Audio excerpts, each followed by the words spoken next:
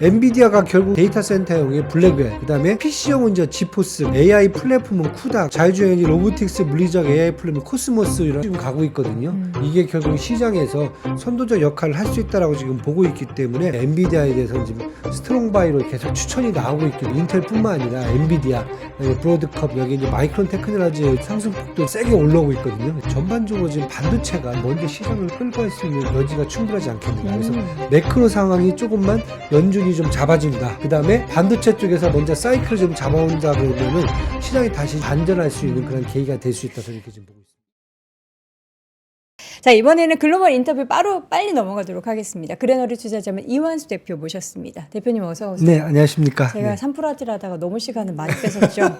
바로 내용 보도록 할게요. 네. 지난주에 이슈 가장 주요했던 건 시장의 변동성이 지금 어떻게 좀 극한으로 치닫고 있는 과정인 건가요? 네, 거의 뭐 저는 정점에 거의 왔다라고 보여지고요. 정점이다. 네.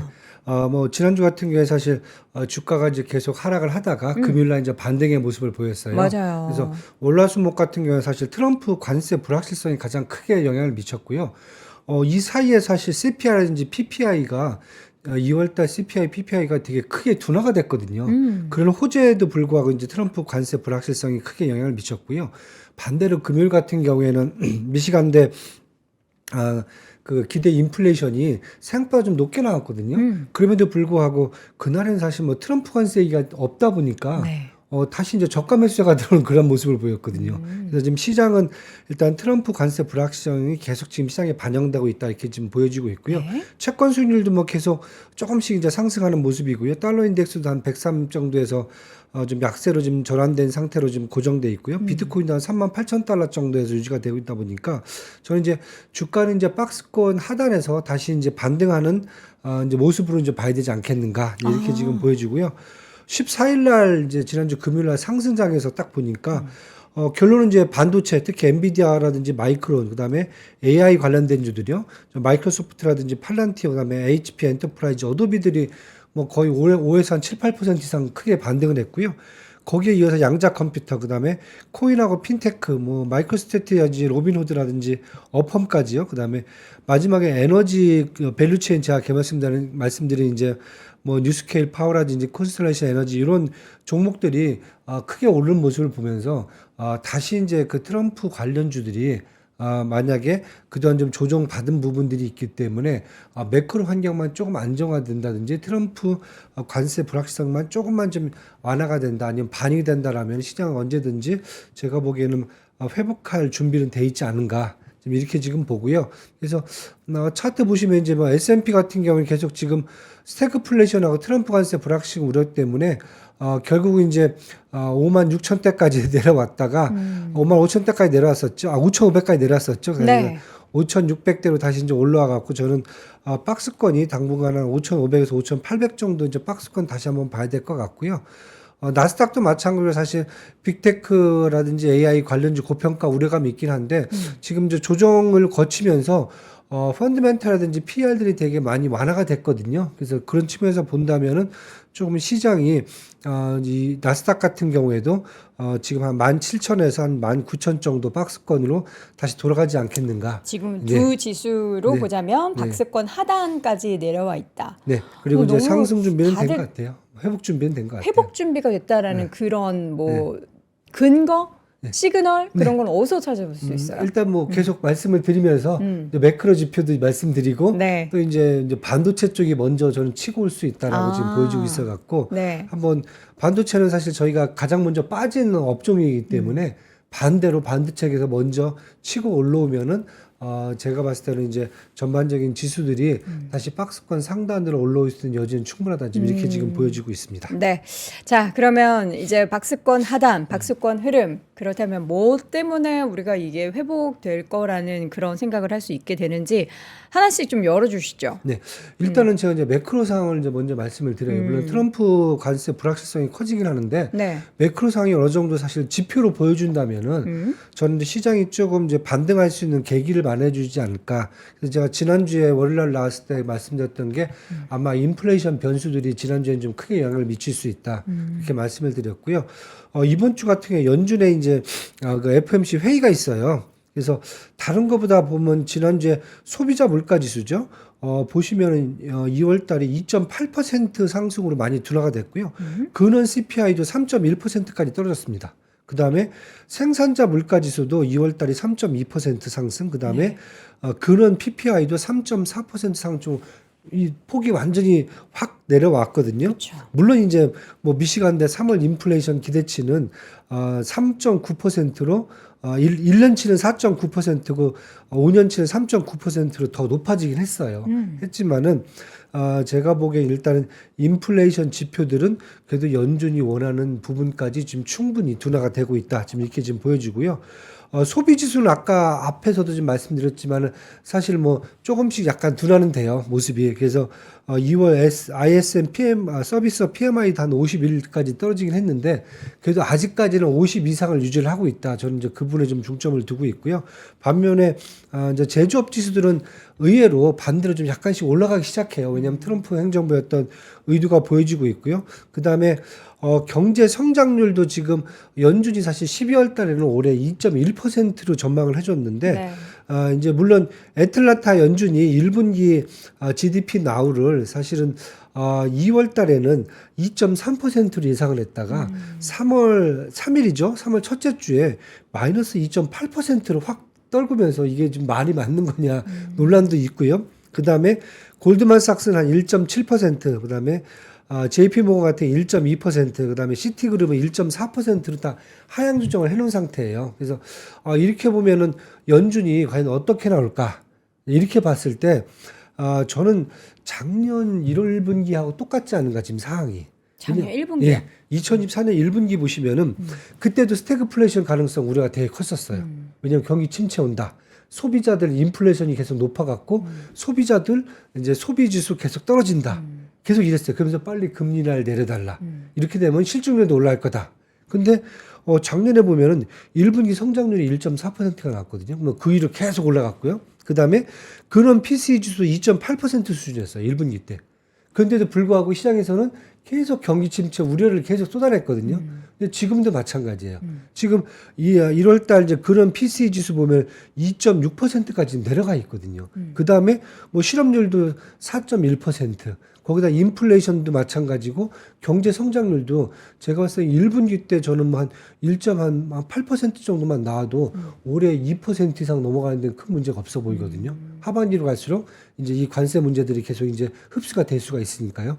그렇다고 보면 지금 19일 날 연준이 지금 점도표를 2025년 말까지 사실 지금 3.9% 잡아놓고 있거든요. 네. 그렇다고 보면 뭐 하반기 특히 6월 달하고 9월 달 아니 6월 달 아니면 12월 달 기준금리 인하 가능성을 계속 고정시켜 놨는데 이번에 저는 동결될 것 같아요. 바뀌진 않을 것 같아요. 왜냐하면 지표상으로는 지금 아직까지 우려만 있지 실질적으로 그 지표가 눈에 보이게 나오는 건 없거든요. 경기 침체를 얘기하려면은 최소한 기술적으로 봤을 때는 2분기 연속 마이너스 성장이 나와야 되거든요. 근데 거기까지는 지금 누가 봐도 마이너스 성장 나올 것 같다고 보시는 상황은 지금 아니거든요. 그래서 아틀란타 연준의 GDP 나오가 조금 좀 무리수를 둔 게 아닌가 지금 이렇게 지금 보여지고 있고요. 그 다음에 경제 성장률 전망치도 저는 최소한 2% 정도는 유지가 될 거다. 이렇게 지금 보여지고요. 현재 상대라면 인플레이션 목표치는 2% 그대로 유지가 될 것 같고요. 2%대를요. 그다음에 실업률 목표치도 계속 4.0에서 4.2% 말씀을 하고 있는데 파월 의장이 똑같이 유지가 될 것 같아요. 그렇다고 보면 사실 12월 달에 얘기 나왔던 부분들이 3월 달에는 사실 크게 변동될 게 없어 보이거든요. 제가 보기에는. 그렇다고 보면은 이 정도 지금 시장에서는 지금 우려하는 게 연준의 스탠스가 크게 바뀔 수 있다. 이 부분인데 저는 지금 시장에서는 연준의 스탠스만 안 바뀐다라고 보여주면은 시장에서는 그만큼 펀더멘탈이 기존에서 바뀐 게 없다라고 보여진다라고 보면은 매크로 상황이요. 그렇다고 보면은 시장이 다시 한번 박스권 하단에서 치고 올라갈 수 있는 계기를 좀 마련해주지 않겠는가. 이렇게 지금 보여집니다. 사실 얼마 전 파월 의장은 뭐 늘 그래왔지만 작년에도 우리 경기 침체 우려한다라는 그런 얘기가 나왔을 때 파월 의장의 말에서는 미국은 여전히 지금 경기가 네. 튼튼하다라는 이야기를 했고요. 최근에 있었던 파월 의장의 발언에 있어서도 미국의 경기에 대해서는 여전히 자신감을 가지고 있고 지금 괜찮은 수준이다라고 이야기를 하지만 향후에 이제 작년과 다른 점이 있다면은 관세죠. 네, 그렇죠. 관세 부분에 있어서의 불확실성이 이게 얼마나 어디까지 파장을 미치지 모를 상황이기 때문에 여기에 대한 우려로 지금 뭘 이렇게 할 수도 저렇게 할 수도 없는 그런 상황인데 그 부분은 어떻게 생각을 해야 될까요? 일단은 사실 2월 달에 관세가 시작됐어요. 첫째 주에 시작됐는데 네. 2월 달에 관세가 부과된 곳은 솔직히 없습니다. 계속 예고만 해줬고 그쵸. 유예를 했고 그렇죠. 실제적으로 지금 3월 달에 지금 부과가 됐거든요. 보면 이제 뭐 캐나다하고 멕시코 했고 멕시코는 다시 또 유예가 됐고요. 네. 그다음에 철강부터 시작해서 3월 12일 날 또 관세 부과가 시작이 됐어요. 그다음에 아마 이제 그 다음이 나오는 게 이제 4월 달이거든요. 그래서 저는 이런 생각을 해요.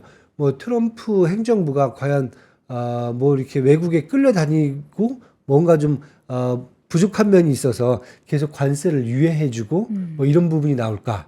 저는 계속 말씀드리지만 시간을 버는 상황이라고 지금 보여지거든요. 그 시간을 벌면서 충격을 계속 완화시켜주는 모습을 지금 보여주고 있기 때문에 저는 트럼프 관세라는 부분이 불확실성은 있어요. 왜냐하면 계속 말을 바꾸니까요.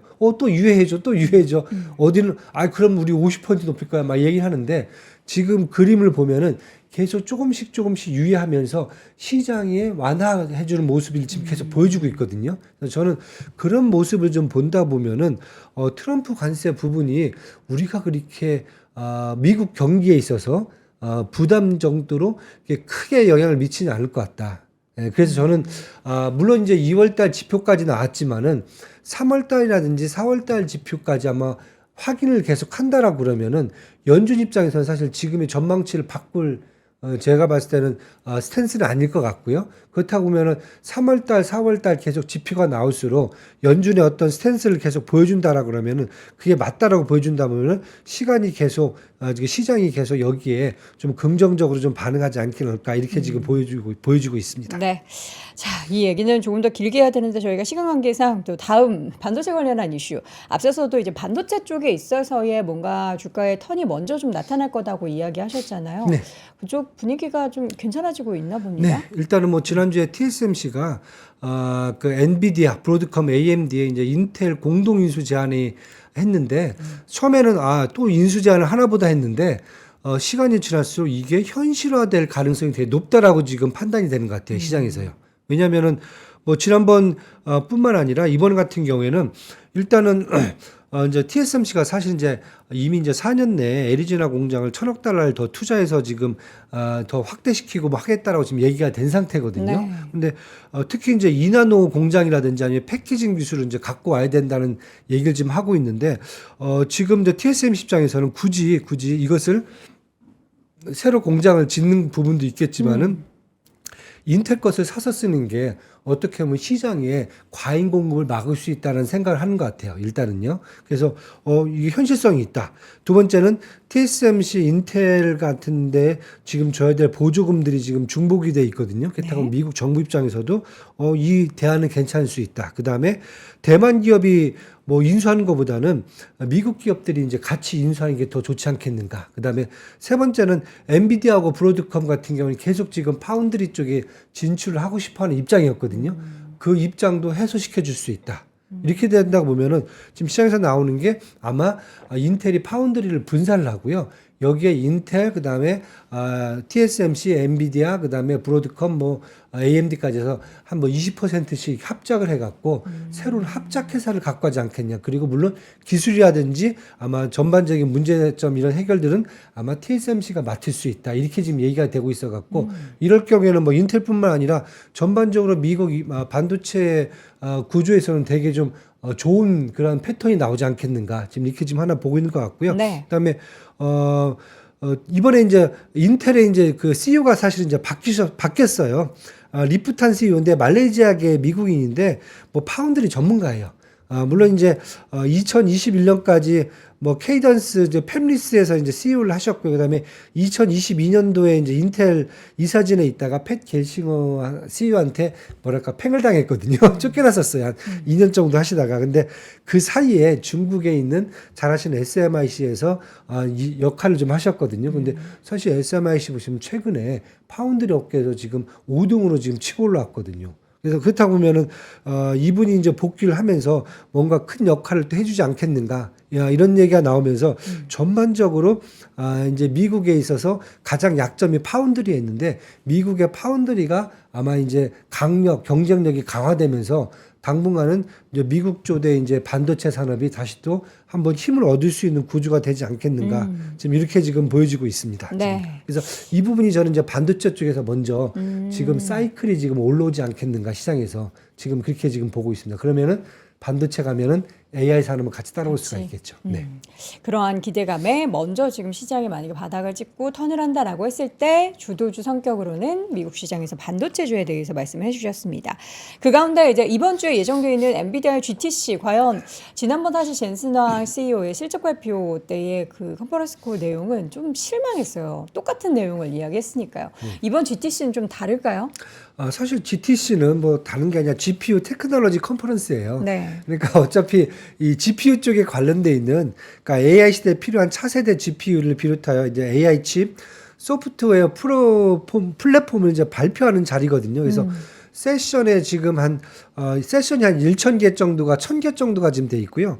연사가 한 2,000명 정도 초대가 돼 있고요. 그다음에 전시는 한 400km 지금 구성이 돼 있어요. 엄청난 지금 규모거든요. 그래서 젠슨왕 CEO도 지금 18일 날 오전 10시에 이제 ASP 센터에서 기조연설 예정이 돼 있거든요. 그래서 이번에 지금 나온 것은 일단은 관심 분야는 로보틱스, 그다음에 소버린 AI, 그다음에 AI 에이전트, 자율주행 쪽에서 아마 GPU의 어떤 플랫폼과 칩에 대해서 발전 사항을 얘기할 거다 지금 이렇게 얘기가 되고 있고요. 그러면서 지금 얘기가 나고 있는 게 지금 블랙엘이 지금 블랙엘을 대체할 블랙엘 울트라를 아마 하반기에 출시할 것으로 지금 주목이 되고 있어요. 왜냐하면 지금 블랙엘이 지금 발열 문제 때문에 사실 좀 약간 아쉬움이 많거든요. 근데 그 문제가 해결된 이제 반도체를 이제 얘기하는 것 같고요. 그다음에 2026년이죠. 내년부터는 이제 출시 예정인 차세대 GPU 시리즈죠. 루빈에 대해서도 아마 발표가 있을 거다. 그래서 아마 이제 차세대까지 지금 발표가 얘기가 되고 있기 때문에 시장에서 좀 관심이 좀 많이 올라가는 것 같고요. 그다음에 엔비디아가 결국은 지금 계속 얘기해 주는 게 AI 반도체 쪽에서는 이제 데이터 센터용의 블랙웰, 그다음에 PC용은 이제 지포스, 그 다음에 AI 플랫폼은 쿠다, 그 다음에 자율주행의 로보틱스, 물리적 AI 플랫폼 코스모스 이런 세 개 축으로 지금 가고 있거든요. 그래서 그 축을 지금 계속 실현해가는 방법들을 계속 좀 얘기하지 않겠는가. 그래서 이게 결국 시장에서 선도적 역할을 할 수 있다라고 지금 보고 있기 때문에 네. 그렇게 본다면 지금 사실 엔비디아 주가가 지난번에 제가 말씀을 드리고 있지만은 먼저 사실 주가가 지금 테슬라보다 먼저 반등폭이 지금 크거든요. 그쵸. 크고 그다음에 지금 포워드 PER도 지금 27배로 되게 많이 낮아졌어요. 올해 물론 매출 지금 한 50% 이상 상승을 예상을 하고 있는데 네. 시장에서 그 정도는 충분히 지금 달성되지 않을까. 그렇다고 보면은 PER 27배라고 보면은 포워드 PER 27배는 저는 되게 낮은 걸로 지금 보여지고 있어요. 그래서 이렇게 됐을 경우에 시장에서 지금 계속 얘기하는 게 엔비디아에 대해서는 지금 스트롱 바이로 계속 지금 추천이 나오고 있기 때문에 아까 말씀드렸듯이 뭐 인텔뿐만 아니라 엔비디아, 그다음에 브로드컵 여기 이제 마이크론 테크놀로지의 요즘 상승폭도 지금 세게 올라오고 있거든요. 그래서 전반적으로 지금 반도체가 이렇게 된다면은 좀 먼저 시장을 끌고 갈 수 있는 여지가 충분하지 않겠는가. 그래서 매크로 상황이 조금만 연준이 좀 잡아준다. 그다음에 반도체 쪽에서 먼저 사이클을 좀 잡아온다 그러면은 시장이 다시 좀 반전할 수 있는 그런 계기가 될 수 있다 저는 이렇게 지금 보고 있습니다. 이번 GTC가 변곡점 중에 굉장히 큰 역할을 할 수 있는 상황인데 이 기대감을 저희가 이렇게 크게 지금 갖고 있는데 부디 젠슨왕이 18일 날, 시장에 네. 기대를 18일 좀 날 한번 세게 좀 질러주셔야 될 것 같아요. 넘어서는 그러한 내용들을 좀 발표를 해주셨으면 좋겠습니다. 이 가운데 전기차 쪽은 어때요? 요새 테슬라가 가장 주가가 연초 대비해서 많이 밀렸어요. 그래서 지금 뭐 반도체는 그나마 뭐 괜찮다라고 하지만 쉽지 않죠, 전기차 쪽은. 네, 사실 뭐 다른 것보다 제가 이제 요 테슬라뿐 이제 글로벌 전기차 판매량을 한번 갖고 왔어요. 이제 1월 달 건 자료가 다 나왔는데 2월 달 건 제가 일부만 나와갖고 그걸 갖고 지금 보면은 아 테슬라가 쉽지가 않겠구나 이런 모습이 보여지고요. 네. 왼쪽 보시면 이제 2025년도에 올해도 한 25% 판매량이 증가할 걸로 보여집니다. 물론 이제 중국이 이제 가장 크게 지금 보여지고 있고요.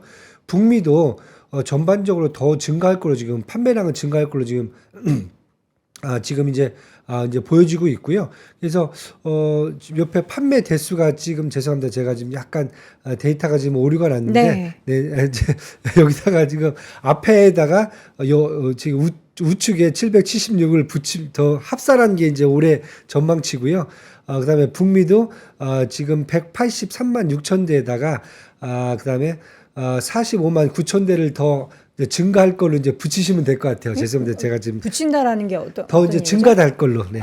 예, 그래서 지금 459만 대가 판매됐다라는 게 아니라 네네네. 더 올해 더해질 전망치요. 것이다. 네. 1836에다가 459를 네, 더하면 네. 되는 거죠. 네, 죄송합니다. 그 밑에 합계도 2024년에 1763만 3천 대가 팔렸는데 거기에다가 올해 같은 경우에는 440만 대가 더 판매된다.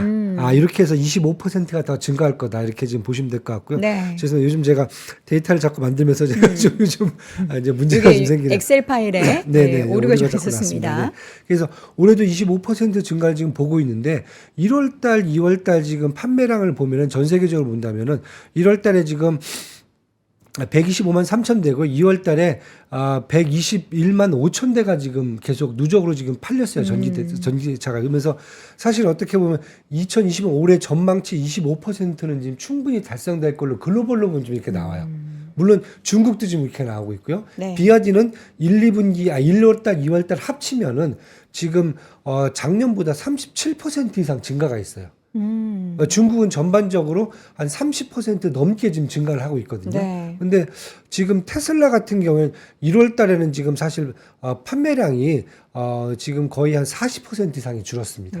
그리고 2월 달도 지금 작년 2월 달에 비해서 40% 넘게 지금 감소한 걸로 나왔죠. 감소한 걸로 나옵니다. 1월 달도 네. 감소한 걸로요. 그러니까 지금 쉽게 말씀드린다면은 지금 판매량만 놓고 본다면은 아마 이제 많은 분들이 그러면 테슬라가 지금 계속 이 일론 머스크가 갖고 있는 유럽에서 이미지 아니면 중국에서 이미지 때문에 문제가 생긴 게 아닌가라는 얘기도 있는데 지금 뭐 리서치 쪽 자료들을 보면은 일단은 좀 여러 가지 문제점을 좀 제시를 하는 것 같아요. 만약에 뭐 아무리 그래도 테슬라의 제품이 좋다라고 했을 경우에는 그렇진 않다. 뭐 얘긴다면 뭐 지금 비싼 만큼 효율성이 미치지 못한다. 6천만에서 좀 은하도 한 1억 정도 되는데 뭐 사실 자동차 완성도도 좀 많이 떨어진다라고 지금 또 얘기가 나오는 것 같아요, 지금요. 그다음에 두 번째는 최근에 기술적이라든지 디자인에서 진보가 거의 없어 보인다.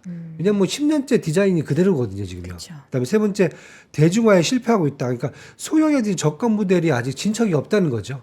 그러면서 다들 지금 어떻게 보면 매니아들만 좋아하는 이러한 상태가 된 게 아닌가. 그래서 테슬라에 대해서 좀 쓴소리를 하는 게 다른 것보다 이번에 그 트럼프 대통령이 사실은 테슬라를 사서 자기가 운전하는 모습을 보여줘야 되는 게 아니라 테슬라와 관련돼 있어서 자율주행에 대한 진척도를 확인해 주는 게 더 나았다. 그러니까 자율주행을 언제 규정을 해주겠다 이런 얘기를 하는 게 더 테슬라한테 더 유리한 입장이 아니었는가. 그렇죠. 예, 그렇게 지금 얘기가 나오고 있습니다. 그래서 뭐 테슬라는 제가 계속 말씀드리지만은 지금 249달러까지 올라와 있지만은 올해 매출은 지금 한 16% 정도 증가할 것으로 시장이 보고 있는데 제가 봤을 때는 쉽지 않을 것 같아요. 2024년도에 1% 매출이 증가했거든요. 그렇다면 올해도 저희 시장에서 봤을 때는 거의 지난해하고 거의 비슷한 수준으로 매출이 나오지 않겠는가. 이 정도로 본다면은 지금 PER 이 지금 한 90배가 나오고 있거든요. 그렇다고 보면은 주가상으로 본다면은 포드 PER 90배라는 게 이 16% 매출 달성도 쉽지 않은 상황에서 그러면 너무 고평가되어 있다는 게 계속 얘기가 나올 것 같습니다. 그래서 시장에서 좀 빨리 조금 더 조정을 좀 더 전기차 판매에 있어서의 숫자보다는 이제 시장이 원하는 것은 자율주행 혹은 이제 그렇죠. 로보택시 관련한 내용들이 하루빨리 좀 나오는 걸 텐데 네. 또 그거는 또 시간이 뭐 우리가 꽤 생각하는 걸리겠죠. 것보다는 네, 좀 더 꽤 걸릴 걸리겠죠. 것 같아요. 네. 그래서 지금 그런 문제점들을 좀 생각을 하셔야 될 것 같습니다. 네, 마지막으로 이번 주 주요 일정 중에서 가장 눈여겨 보시는 데이터들은 뭘까요? 일단은 뭐 FMC 회의가 19일 날 금리 결정을 하고요. 19일 날 아침에는 저희 이제 그 일본은행도 금리 결정을 합니다. 요즘 엔화 이제 움직임이 좀 크고요. 20일에는 영국은행이 이제 금리 결정을 하고요. 같은 날 EU 정상회의가 있습니다. 그래서 아마 트럼프 관세에 대해서 어떻게 공동 대응이 나올지 아마 이걸 보셔야 될 것 같아요. 그다음에 뭐 기업 실적들은 뭐 이번 주 20일 날 마이크론이라든지 나이키, 페덱스, 그다음에 20일에는 이제 카니발, 특히 이제 아까 말씀하셨던 그 소비재 쪽의 대표적 종목이기 때문에 이런 종목들 한번 보시면 앞으로 또 경기 전망도 가능하지 않을까 이렇게 지금 보여집니다. 이번에 나이키는 사실 굉장히 그동안 안 좋았는데 좀 좋아질 것이다라는 게 최근의 뉴스였는데 또 실질적으로 나이키나 페덱스 쪽에 있어서 뭐 물류량이라든지 판매량이 좀 줄었다라고 하면 이거 최근에 꺾였던 소비 관련해서 또 그쵸. 더 암울한 얘기 네. 나오면서 경기 침체 가능성을 또 또 야기시킬 얘기가 수는 나올 수 있겠네요. 있어요. 네. 자, 이 부분이 또 완전하게 시장에서 잠식되기 위해서는 시장이 좋으면은 그게 또 좋은 데이터들로 다 따라가기 때문에 이번 주에도 지난주 못지않은 변동성 이어질 걸로 보입니다. 시장은 사실 예측의 영역이 아니기 때문에 네. 데이터들 나오는 거 계속 지켜봐야겠습니다. 자, 오늘 글로벌 인터뷰 함께 했고요. 그레너리 투자자문의 이완수 대표였습니다. 대표님 고맙습니다. 네, 감사합니다.